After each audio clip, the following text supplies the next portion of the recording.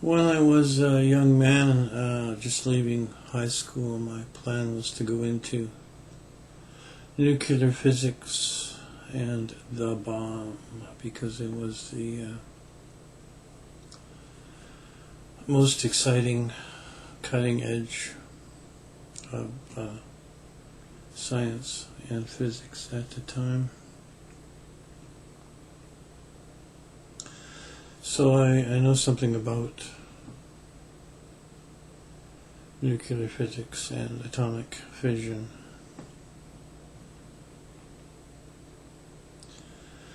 And part of my mission here at Newtopia, the New Civilization game, is to defuse disinformation when I find it.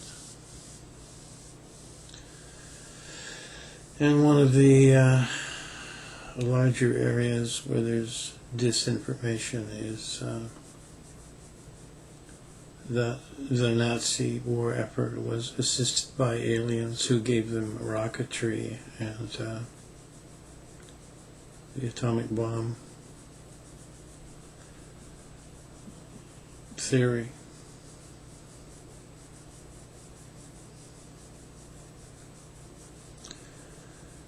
And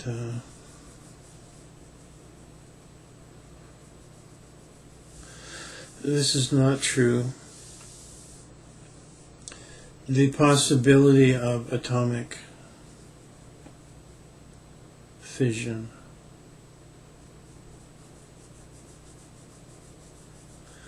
was put forward by one man from Poland called Leo Szilard, Szilard, in 1933.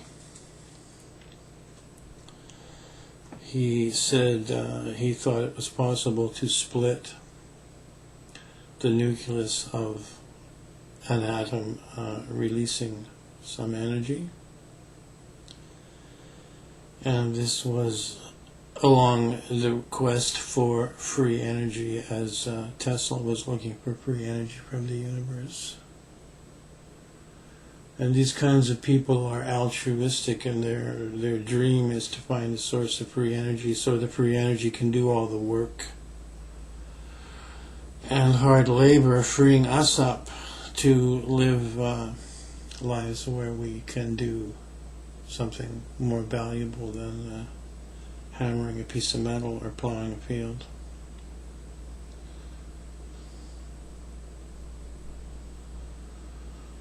Not to make a bomb.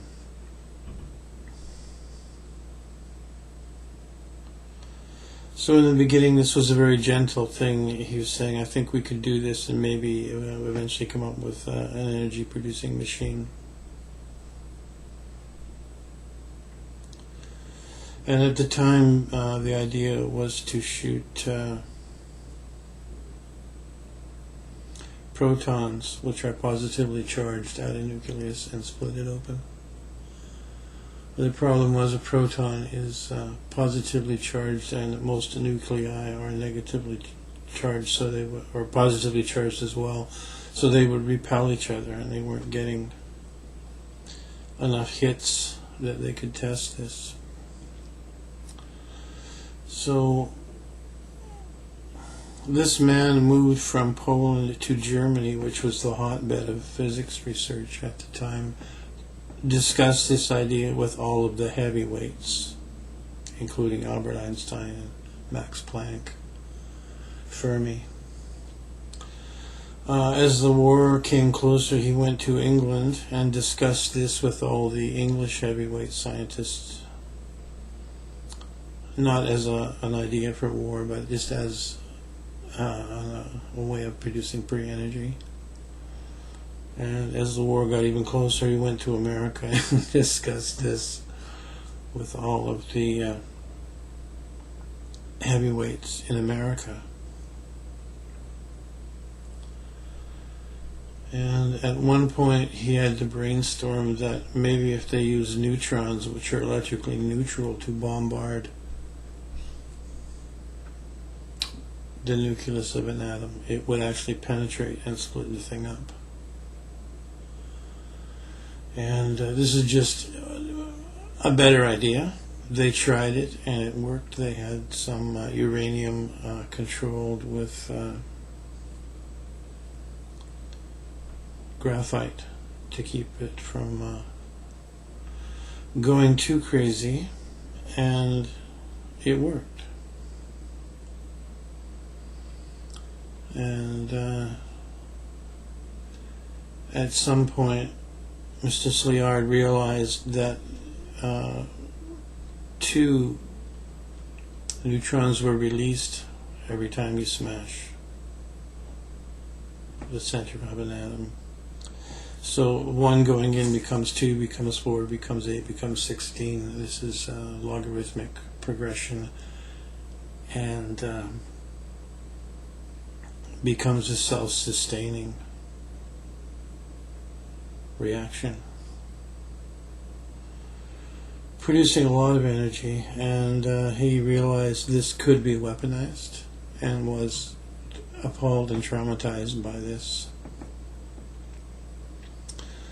The original device they tried in the center of a football field, and this is a quote: "We turned the switch on, saw the flashes, watched for 10 minutes, then switched everything off and went home. That night I knew the world was headed for sorrow." After this, he went to Albert Einstein and explained this to Einstein, and Einstein hadn't thought of the runaway mathematics of the thing, and realized it could be weaponized. And Leo Szilard drafted a letter which he asked Einstein to sign and send to President Roosevelt that it looked like the German physicists had discovered this line of thought and might possibly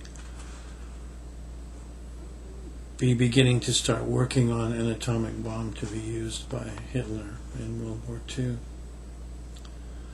So the suggestion was that America had better get onto this as a deterrent to that, and that was done. It was called the Manhattan Project.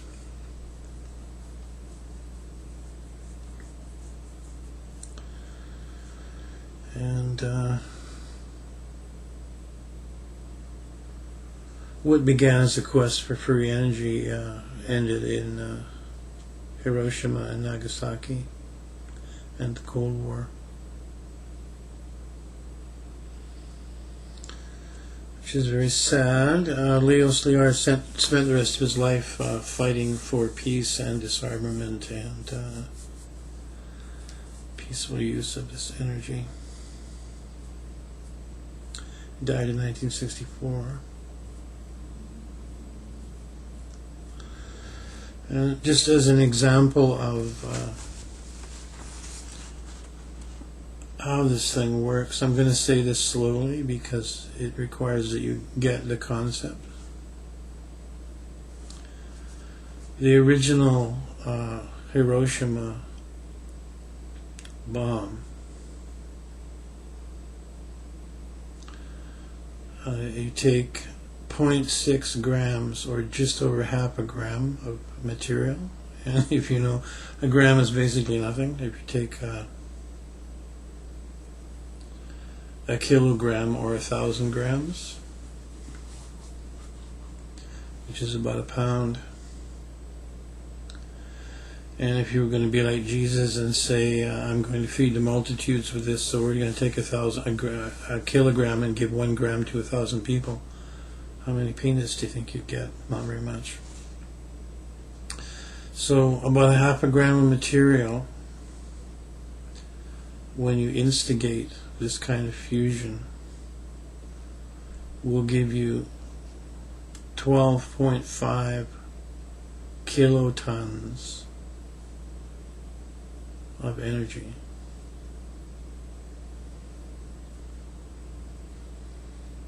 Or 12.5 thousand tons of energy.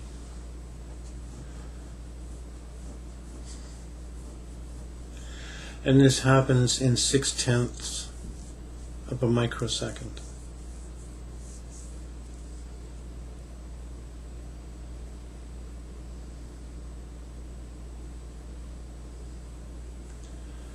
This is star power. E equals mc squared.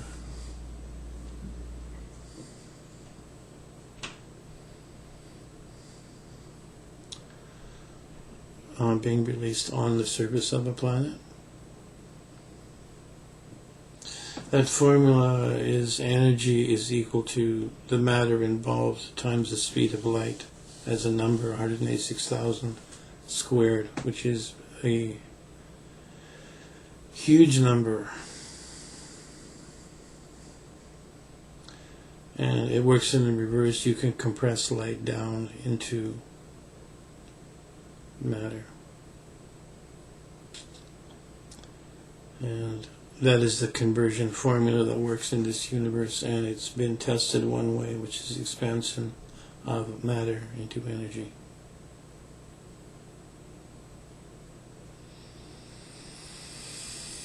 The reason I'm mentioning this is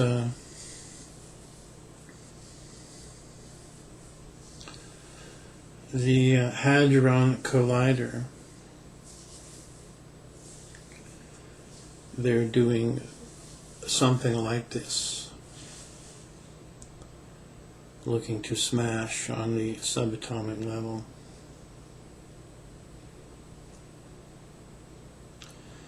And I think it's interesting to note that this is going on in Switzerland, not in the United States of America, which is theoretically the military and scientific pinnacle on the planet. But the reality is the old world order that left Egypt wound up in Switzerland with all the money and power, and that's why Switzerland doesn't get involved in wars and has all the banking. And the decision to do this was kept in-house in Switzerland. Like, we're going to do this. America's not going to do this. What they don't know, what they're messing with, they're looking for this one particle called the Higgs boson, or the God particle, but the next level down below what we call atoms and subatomic particles, the multiplication factor is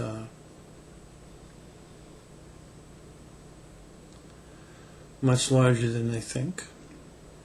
It might be 1,000,000 times. It's certainly 15 times. I'm looking for a chart that I've been able to find for the last few days that shows this. In the interstellar ray cultures, there's a weapon called the Planet Buster, which is capable of blowing up a planet. And they very often show this in science fiction movies. And the reason they do that is people have a memory of this having happened to their planet or doing it to somebody's planet. So I think there's a danger point here when a culture discovers this level of technology. The exercise is to get past it without blowing up the planet.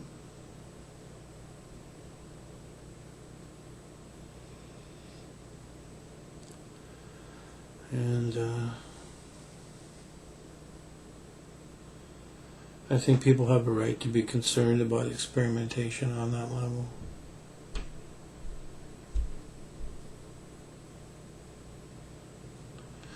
They did produce some particles that did go faster than the speed of light, And the most unusual effect was there were some places where this particle either passed by or hit something, and it happened so fast that the usual physical reaction didn't happen until some time had passed. And it's almost as if the item in question was conscious, and it's kind of like if you're standing beside the road and a Greyhound bus passes in front of your nose at 150 miles an hour. It would take you a little bit to recover your consciousness. And if you were a policeman on a motorcycle, there would be a couple of seconds of whoa before you got going to chase the bus. There were some effects like that with matter, where the reaction was not instantaneous and mechanical. I thought that was quite interesting.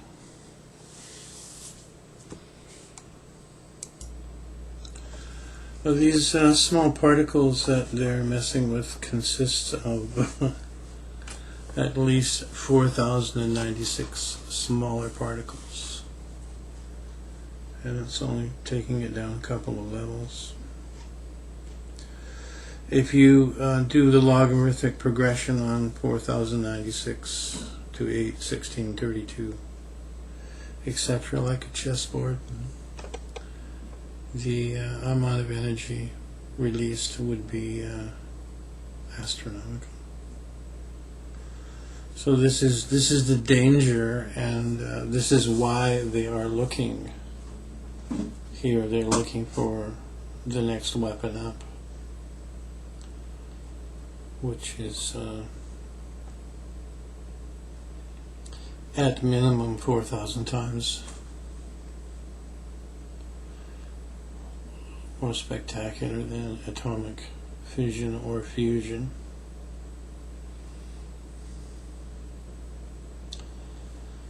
This is beyond what powers the stars. So it's not something you want to be doing on the surface of a planet.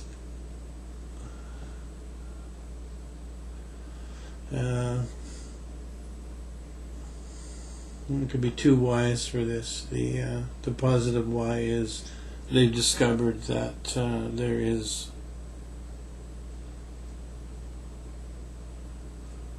life in other places than Earth, and that they have space travel already, and are worried about defending themselves against an alien invasion. Or the negative side, which is, as Thomas Sheridan has pointed out to us, the planet is in the hands of psychopaths.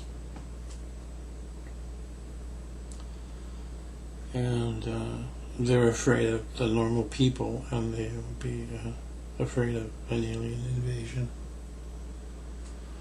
automatically assuming in their paranoia that it would be a negative event.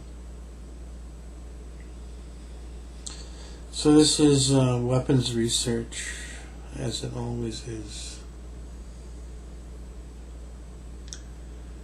And it's happening beneath the verdant green fields full of sheep in Switzerland.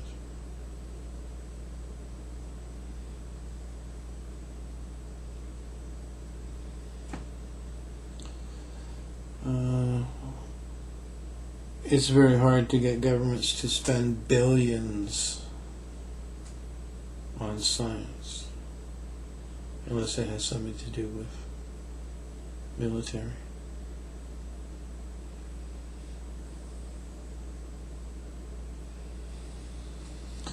So people were right to question the necessity for doing something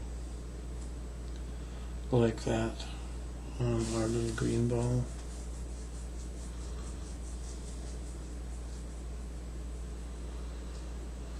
So I just thought I'd put these pieces of information together for you.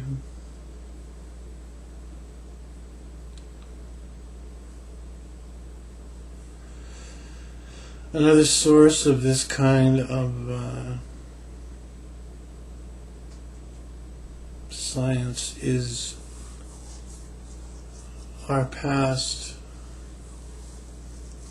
The people who are here have a past in interstellar cultures with this kind of technology. It's commonplace, and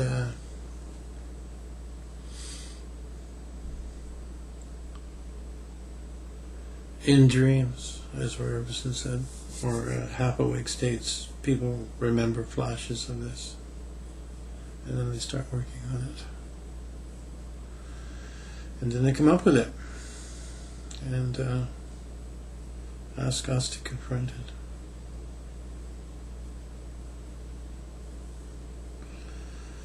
So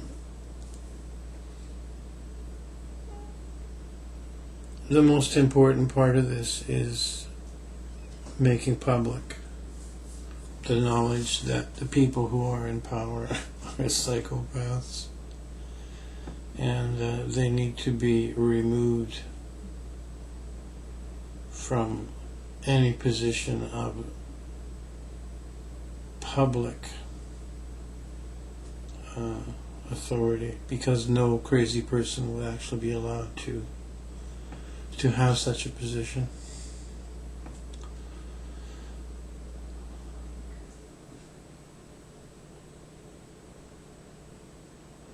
So we have the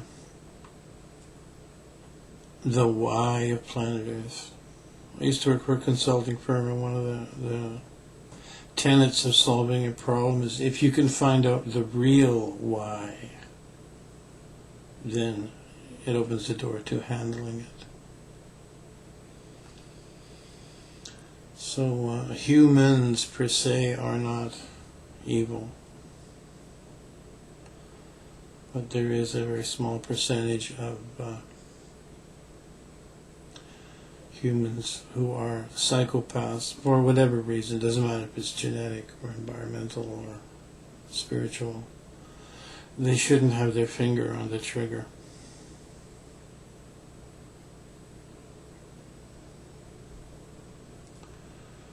So they are going to try to handle this new wave of peaceniks. And our tool is the internet and fast communication, and they're going to try to spin that as part of their handling of the world. And the reason I'm debunking the Nazis were assisted by aliens to develop the atomic bomb is this is one small drop of the tsunami of bullshit that's clogging up the power and punch of, for lack of a better term, the alternative media. What I'm doing is called alternative media, alternative to the mainstream radio, television, movies that are owned by our slave masters.